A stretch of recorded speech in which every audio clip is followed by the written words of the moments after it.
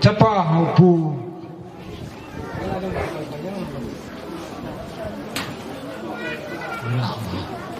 nôm lu hai mô nằm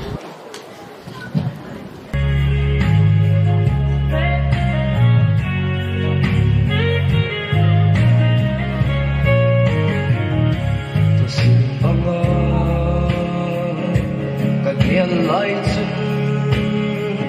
ô anh ta kiên nhất chiến đấu anh là anh chân phát hiện cái mùa ngày Giêsu ông nghe là cao vẫn sông ta chân thôi ta sẽ mình sống đã không phải vì băng ngón cô mà ngay lúc ta đây dân hi và cài từng ôm ôi đã thằng vậy mọi người tôi hiểu ai hi cái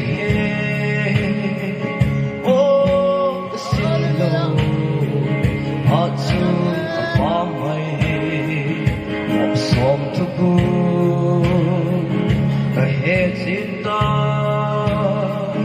bao kaya tingin ikaw kamayan lagaw balsona kan san holi asalon minsan kadon pae ibang nama layut tanay sahi bagay kanom ôi kathan wae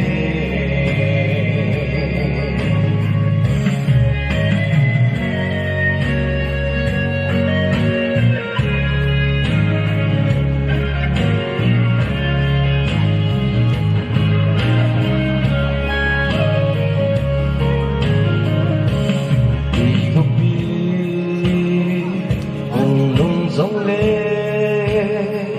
sống in đẹp bằng tạo sân cả ní tai lệ sẽ đã hiện hồn xin cái tôi so tình vì Giêsu azul là cao vẫn sống là chân thôi asalong min song kadong pae ibang nama layut tanay sahi bagay kanom po katang pae bagay hindi na vang po na sa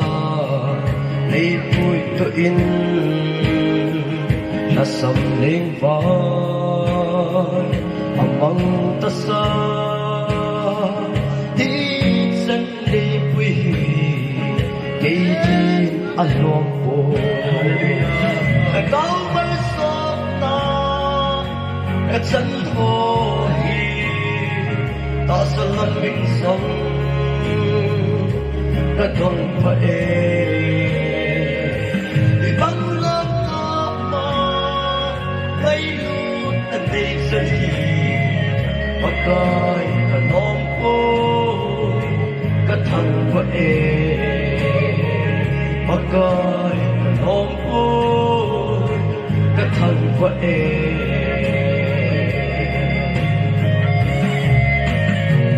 đâu biết năm thiên trong tay